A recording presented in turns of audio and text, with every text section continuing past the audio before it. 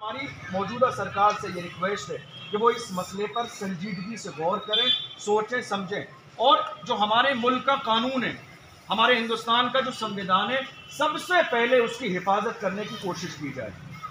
सबसे पहले हमारे मुल्क के कानून की हिफाजत करने की कोशिश की जाए।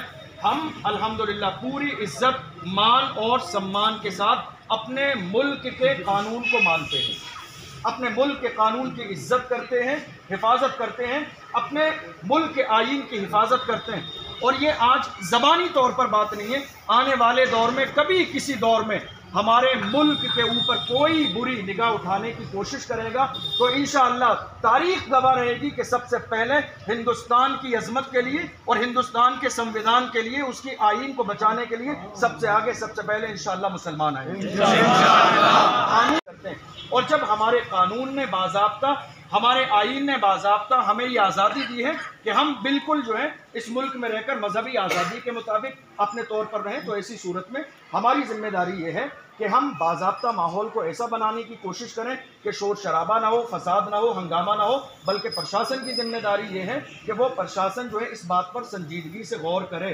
और रहा मसला हिजाब का, तो हमारी माएँ और बहनें हमेशा से हिजाब पहनती आई हैं, आज भी पहन रही हैं और इंशाअल्लाह जब तक जिंदा हैं हिजाब पहनेगी। इसी मौके के लिए हम आज यहाँ जमा हुए थे और हम पूरे मुसलमाना ने भीलवाड़ा की तरफ से प्रशासन के ज़रिए हमारी राजस्थान सरकार को और उनके अलावा हम हिंदुस्तान की सरकार को जो है एक अपनी राय पेश करना चाहते हैं, अपना एक नज़रिया पेश करना चाहते हैं। और हमने उसमें एक रिक्वेस्ट की है बाज़ाब्ता ज्ञापन की शक्ल में कि साहब आप इस पर गौर कीजिए, जो शर पसंद अनासर हैं, शोर शराबा और माहौल ख़राब करने की कोशिश कर रहे हैं, उनको समझाइए जिस अंदाज में भी आप समझा सकते हैं। और उसके अलावा इस मसले पर संजीदगी से गौर कीजिए। लेकिन रहा हिजाब का मसला, तो हिजाब के मसले में समझौता हरगिज़ नहीं होगा।